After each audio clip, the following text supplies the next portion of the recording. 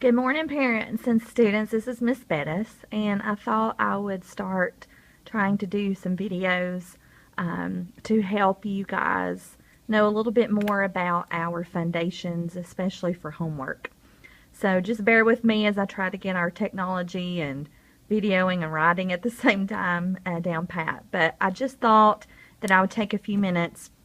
This is a video that your child can listen to review what's for homework, to review the strategies and specific units that we're going over for foundations, because I know this is all new for all of us, especially not having a specific list to study by throughout the week. But I really think that as we move along and get more comfortable with paying attention more to the strategy than just words, that this is going to really carry over into their reading, into their spelling, and it's not just something that they are memorizing for the test, but they are using it in every day. So I want to go back over, this is the homework from last week. It's for Unit 1, which is for 2 weeks.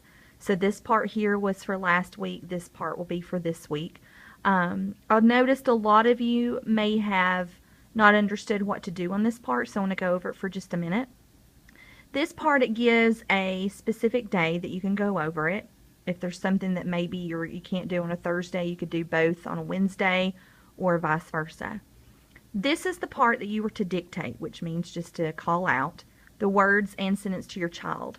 Then at the very end is a page, or several pages actually, that says writing grid for word and sentence homework. This is where they are to write the words that you're dictating. So like the first one would go here. These 4 pictures are things that we've gone over in class, and see if your child can maybe explain to you what each one of those means. It really helps them knowing where to place their letters to help them with their handwriting. So back to the first page. If you forgot to do this last week, you can do it this week. So you could do both of these on Tuesday, both of them Wednesday, and so forth. You're just going to call out these words, and again, this is over the strategy that we have gone over this week. Last week we talked about digraphs, which I'll go over in just a minute, and blends. So you would call out the word rush, have them repeat the word, and then let them show you how we tap out the words. So like rush, we would say rush, sh. And we talk about how those last 2 are 2 of those letters together but make one sound. So the word rush would actually just have 3 sounds. Same thing for Wednesday, and then you would do a sentence on the last day, which is Thursday. I want to go back over the blends.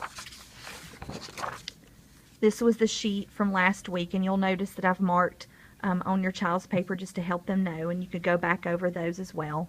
The word gust, you will notice that it has the G-U-S-T. S-T are 2 consonants, and a blend is 2 consonants that are side by side, but that they each still have their own sound. So I noticed a lot of students underlined both the ST. It's actually going to be each one individually underlined, because this is what shows them that they each have their own sound, and what we use is our blends to be able to put the sounds together. Same thing with vest. You would have the S underlined and the T underlined. Now I'm going to flip down to same thing with flap.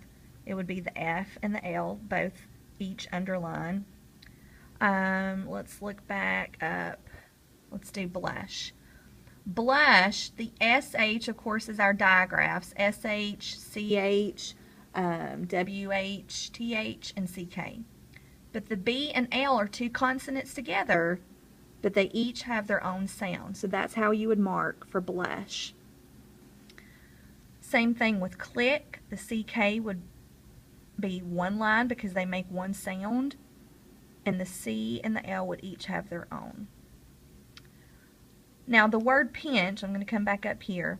You will notice that the CH is going to have 1 sound, but there's still a consonant that's beside this. So this N is beside this consonant. So it's still going to be underlined, but it has its separate line and separate sound.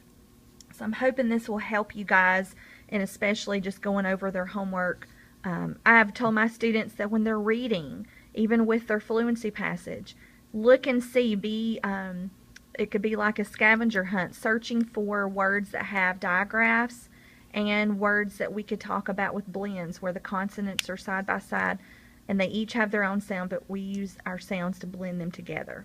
I hope this helps.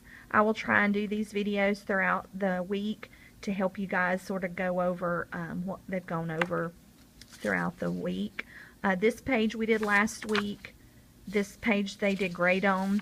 And then this page we will be going over this week. So I'll be sending you a separate video talking about the different syllables. And you can always refer back to the colored sheet of paper I put in their reading folder. It's a resource that you can use throughout this whole year, but it gives you just specific examples and definitions of what a lot of the syllables are. But again, I'll send you a separate video talking about this. Hope you guys have a great day.